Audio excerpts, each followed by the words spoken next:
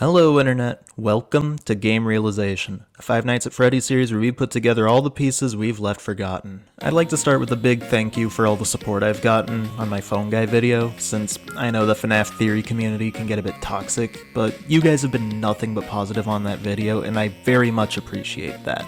But while you're here today, I want to take a look at the Retcon. For those of you unaware, back when FNAF 4 was still new, Scott Cawthon made a comment about his storytelling, stating that up until that point he's only made a single retcon. However, his lack of specification left a lot of room for speculation, and to this day no one's entirely sure what he changed. For the sake of simplicity, I will be limiting my resources to the first 4 games, since a retcon made for the final chapter definitely wasn't meant to open room for sequels, and I will be going through all of the previously established mysteries to see what needed to change. Starting with the missing children's incident, it's easy to say nothing about it ever needed to be changed. 5 kids go missing, the animatronics smell like corpses, and the culprit never gets convicted. The kids correlate to the first game's animatronics, and FNAF 3 wraps up their story when they see the killer brought to justice, and the puppet puts them to rest with cake and happiest day. Moving forward to the toys possession, we can safely say that was never retconned either. By using the FNAF 2 phone calls as a reference, we can place the events of Save Them in the middle of Jeremy's first week, as a police investigation begins on night 4, and the toys get inherently more hostile towards staff members. The toys are scrapped for possible malfunctions, as the directed aggression seems like their facial recognition, and Fazbear Entertainment can't use ghosts as an excuse in a court of law. As for the puppet's identity, it gets a little blurry when considering FNAF 4's crying child parallels, but since Pat's original observation of first kid killed in drive-by still holds up today, and Scott's always been a little colorblind, I think it's safe to say this was never supposed to be a possibility.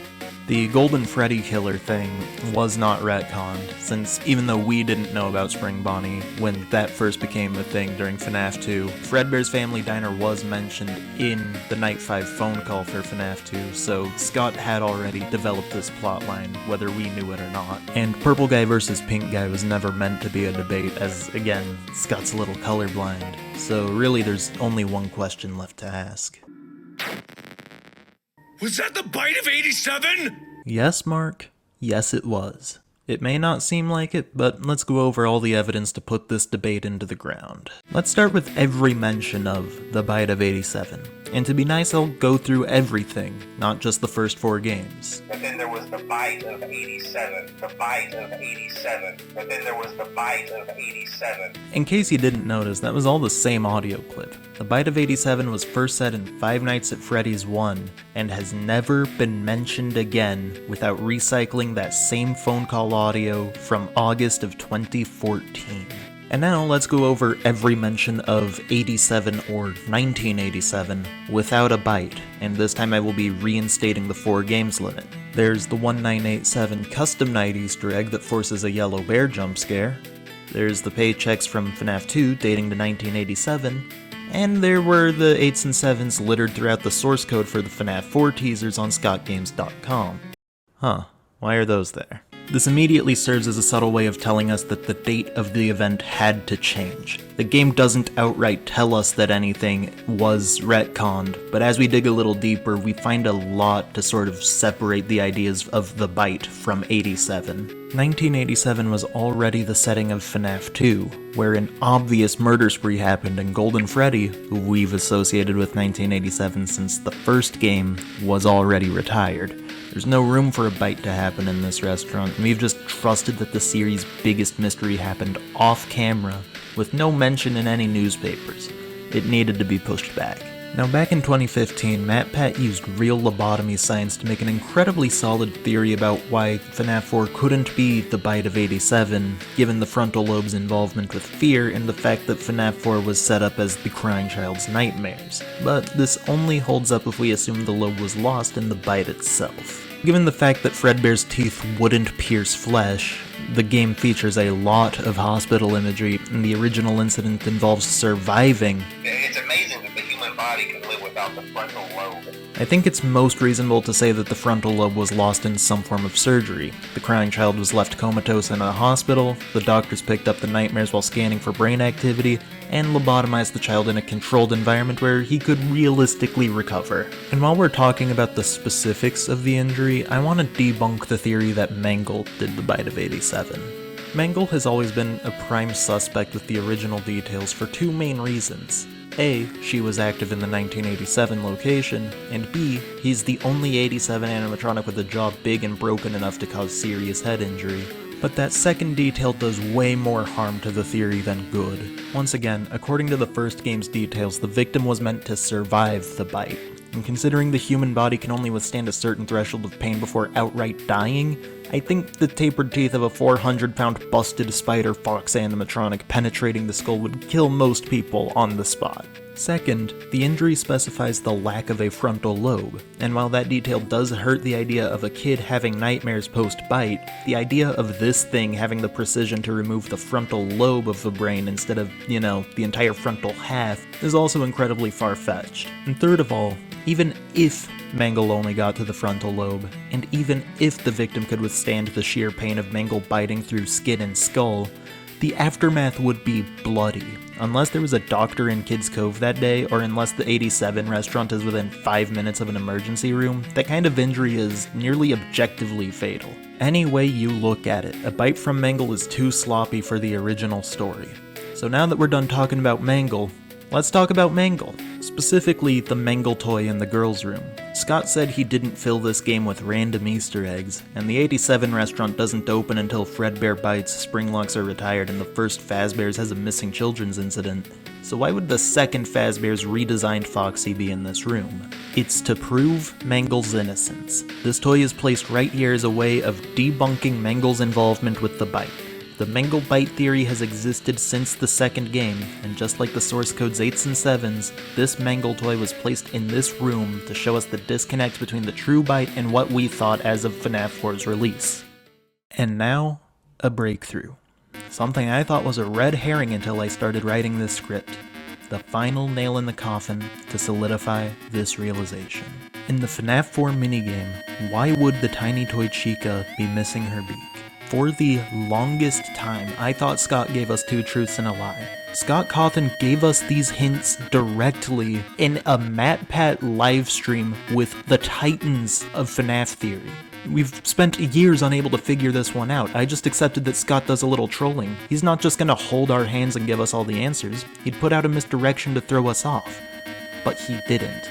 It didn't dawn on me until I began writing that Mangle section, but this hint holds all the same importance. Now that I've been enlightened, I couldn't be prouder. Where's my beak? Lodged in your forehead, of course. When we were working with Dream Theory back in 2015, we tied this detail to Crying Child's inspiration for the FNAF 2 toy animatronics, but we were using it wrong. This detail shows us that Toy Chica, and the other toys by extension, were absent from the events of the bite. The 8s and 7s, Mangle, and all of the toy animatronics identified through Chica's missing beak are all placed away from the main story to disconnect the bite from 87. The craziest part is that all of these locations are completely optional. When we went to scottgames.com, we didn't need to check the source code for anything. There's never a story beat that involves entering the girls' room, and a lot of people didn't even know this playground existed when the game first released. Every instance of 87 is lined up to not line up with this game, as Scott's way of saying the bite has been relocated. The toys are all littered away from the bite, and the year of 87 has yet to even occur. And since the bite's been retconned, the original detail of surviving could easily be written off as changed with the date, but I might as well explain why Crying Child surviving is still completely possible. The biggest piece of evidence surrounding Crying Child's death is the flatline sound heard in the Night 6 cutscene, but that flatline could technically be interpreted as being released from the hospital, since being disconnected from active monitors would produce that same dead result. The line of being broken and needing to be put back together makes more sense with the idea of the brain being incomplete without the frontal lobe as well, since I'd hardly call a dead kid broken. The idea of Golden Freddy having two souls has next to nothing to back it up, since the idea of Happiest Day only releasing one soul is blatantly wrong. Golden Freddy only has one light illuminating every hole in the empty head, just as it works for all of the others, and even if it was 2 lights, both would need to be off in Happiest Day, as Golden Freddy can't even be seen through the shadows, and I shouldn't have to tell you that it wouldn't be dark if there was a light on. The only viable reason for believing Golden Freddy's joint custody comes from Ultimate Custom Night, where sometimes using a death coin on Golden Freddy will cause a Fredbear jump scare. And considering that Easter egg requires a specific setup, and it's still totally possible to deactivate Golden Freddy with a death coin, I think that stems more from Ultimate Custom Night's nature as a personalized hellscape made by Golden Freddy's vengeful spirit, rather than Golden Freddy having a second spirit altogether. Scott Cawthon made the first Five Nights at Freddy's just mysterious enough to have a sequel if we cared about it, and considering the $0 Kickstarter fresh off the failure of Chipper & Sons, I doubt he was expecting us to care. The first game's 1987 Easter egg wasn't even intentional. Scott only added it after the first wave of fans were disappointed that Scott didn't do anything to expand the bite of 87, and that was his mistake. As Five Nights at Freddy's blew up, Scott made a sequel in the height of its popularity, and while functional and a definite fan favorite, it's still rough around the edges, sprite inconsistencies, functions of code that don't even work, and worst of all, conflicting lore. In Scott's haste to make a setting we cared about, he forgot to show us why we cared about it. 1987 is when we should see Golden Freddy bite someone, but Golden Freddy's already decommissioned, there's no mention of any bites, and there's already enough reason to close this location without it. If a chalk outline per square foot ratio greater than 0 and a series of 5 suddenly hyper-aggressive animatronics can't close a restaurant, why would a single bite?